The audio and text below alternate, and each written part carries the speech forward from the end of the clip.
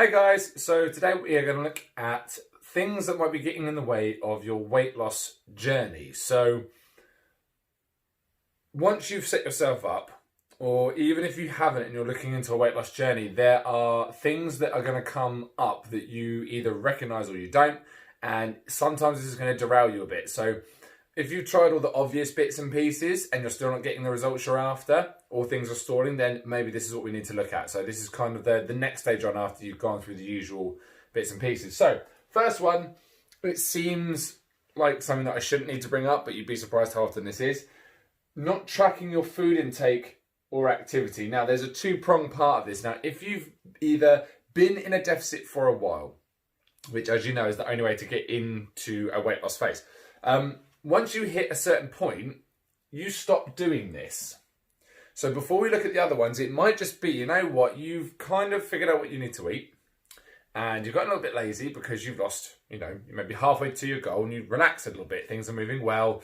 We're going where we need to be. We're starting to see results. You've got to be diligent the whole way through. If your weight loss is stalling, it might just be that you're not tracking your calories anymore, or more importantly, where you've lost weight, you need to put yourself in a slightly bigger deficit, because what was a weight loss set of calories are slowly creeping towards your maintenance calories as your body weight and things drop. So don't be surprised that if after halfway through your journey your results start stalling a bit. It's because you just need to tweak and reassess and get back into these habits. So the other side is you may not know that whether you're in a deficit or not.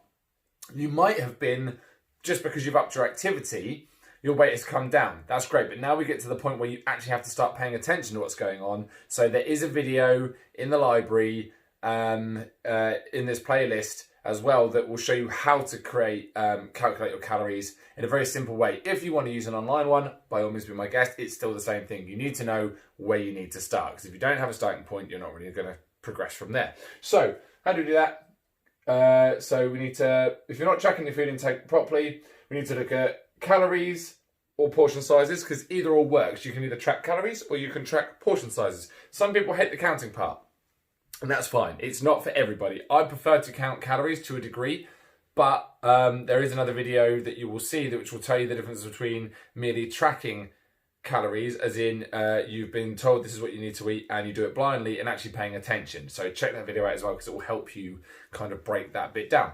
So we need to track calories or portion sizes, and we are not really accurate with how much neat and eat we're doing. So these mean non-exercise activity thermogenesis and exercise activity thermogenesis. So these, it was easier than writing all the way out. So your NEAT is everything that you do that burns energy outside of a workout or exercise environment. Okay, if you have a manual job, your NEAT is going to be very high, because even though you don't class it as an exercise, you're constantly moving around and burning calories. Your EAT, or your exercise activity thermogenesis, is all of the calories you burn whilst doing exercise. Now, you will know from this already by where I'm going with this. Clearly, this is worth more than this. Okay? If you have a lot of this going on because you have a manual job and you're constantly moving around on your feet, you don't need much of this to bump you into a calorie deficit. If there's not much of this, but you're working out loads, this needs to come up. Take the stairs where you can. Walk when you could have driven.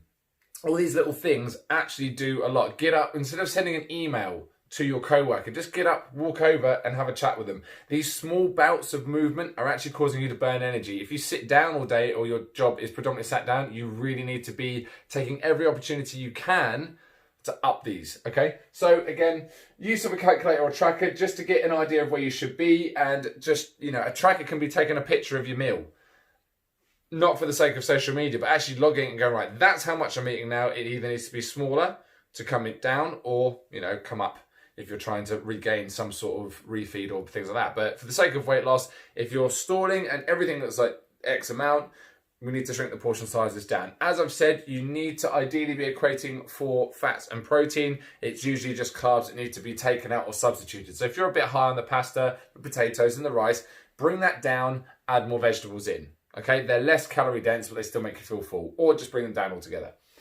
Then with your recording of this part of things, record your workouts, log your movement, step counter, Journal it, whatever you need to do. It doesn't necessarily have to be automatic or automated. You can just write down, walked X amount to X amount, roughly this much, da da da da. To be honest, your phone will track how much movement you've done and tell you now. So an inexpensive step counters are great. That's where the 10,000 steps a day came from, basically, to get people moving more.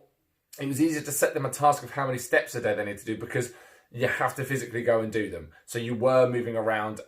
If you have a physical job, and in the most possible way, I can hit a step count by doing the school run in the morning. So even if I haven't had any clients, if I take the kids to school and back, it's a 20-minute walk there and a 20-minute walk back. I've nearly hit my step count for the day just by doing, 40 minutes of walking, and I do that twice a day. So there are things you can do that really don't take that much effort to bring your non-exercise activity thermogenesis up. Okay, so it's not as bad as it sounds, but that's where that 10,000 steps came from if you're wondering why everybody needed to get walking. Next, we have poor sleep. This is a huge one for a lot of people. Most people's sleep cycles are crap. Okay, and there are some factors that we can go through with that. So lack of quality or quantity of sleep. So some people like to burn the midnight oil. They are late night people. They get away with the minimal amount of sleep they can. And to a degree, that's fine. But when you've got weight loss in the equation, those missed minutes, missed hours of sleep, missed days in some cases, are going to take their toll. Your body has got so much to figure out while it's still awake that it doesn't do the good stuff when you're asleep. Sleeping is when most of adaptive changes happen because your body has time to put everything else on standby and figure out what's going on. Okay, so things that can change your sleep and make it for the better. Room temperature. Your room should ideally be cool for you to get a good night's sleep. Not freezing cold, but cool. A simple 1 degree drop in outside body temperature, so skin temperature, will lull you into a sense of being sleepy, and it will keep you there. If your room is too hot, it's not going to work. A cold room is better than a hot room, basically. So if you're worried where to go, you're better off turning the heating off and having a nice cold room, get under the covers, and you will sleep better, okay? If it's too cold, fiddle around with it. It's going to be a bit of trial and error what works for you. Women need a warmer room than men because men tend to run hotter than women. So if you're sharing a room with your other half, you need to find a happy medium, okay? So the cooler you are from where you normally are will help you get into a nicer bit of sleep. A bed. If your bed's crap and uncomfortable, you're not going to sleep in it. Okay? If you find sleeping on the sofa is more comfortable than sleeping in your bed, get a new fucking bed. Get a new mattress. Figure it out. Spend some money. Because if weight loss is your goal, you must be able to sleep. Okay? And the best place you can sleep is in a bed. Right? Next, lighting. The room should be as dark as possible. Now, the reason for this is actually you can perceive and pick up when it's daytime through your skin. Sunlight or any kind of light on your skin creates melanin. It also increases cortisol for the morning because it wakes you up. So that's why in the summer, if you don't have blackout curtains, you wake up earlier because as soon as that sunlight starts hitting your room, not only does the temperature raise, but also your sunlight picks up that it's daytime and you should be getting up. We are diurnal creatures, which means we're open up during the day. Sunlight and any other light sources are going to keep you awake. Also, even standby lights and things can do that as well. So, try and make the room as dark as possible. Wear a sleep mask if you have to. You're going to be golden. And routine. So if you're caffeinating yourself in the daytime, as we all do, you need to know where your cutoff point is so it doesn't inhibit your sleep.